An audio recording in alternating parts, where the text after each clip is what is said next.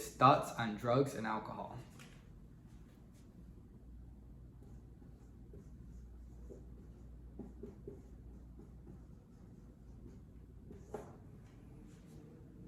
Okay, I think this is an important one. Well, all of these are important. When you are in an enormous amount of pain, which if you are severely struggling, then that means you are, there's going to be a temptation to seek these things out to try to help, because you just want to get any relief you possibly can, no matter what relief that comes in, what form that comes in. Maybe you've heard of the title of someone with a dual diagnosis.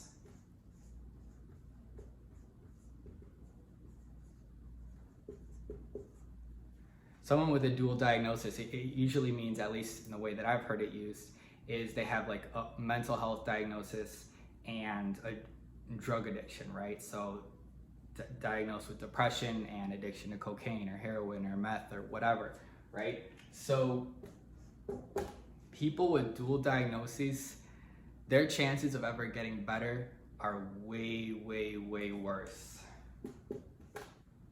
Way worse.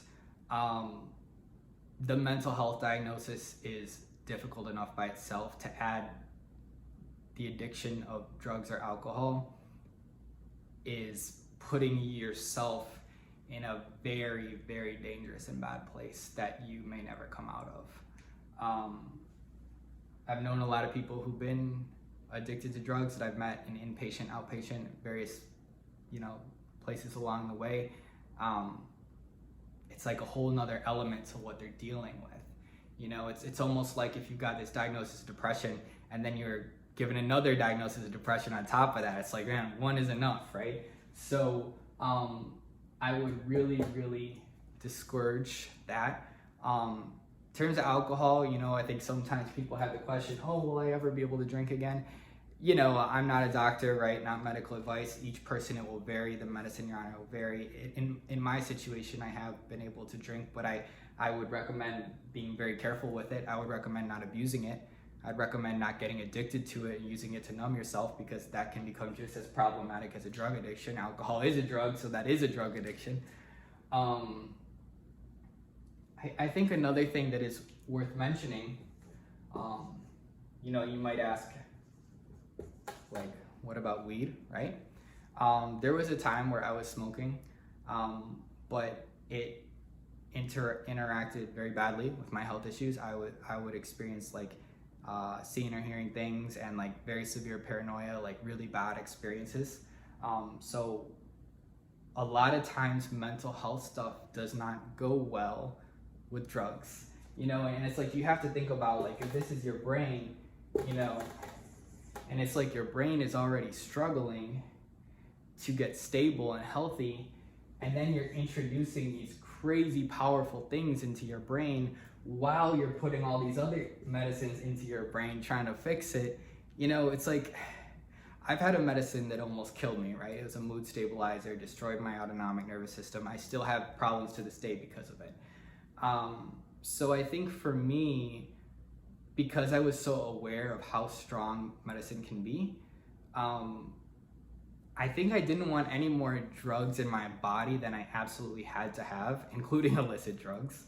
And I think I was also aware that sometimes drugs that you introduce into your body, sometimes it doesn't go well. Like, sometimes they can kill you, right?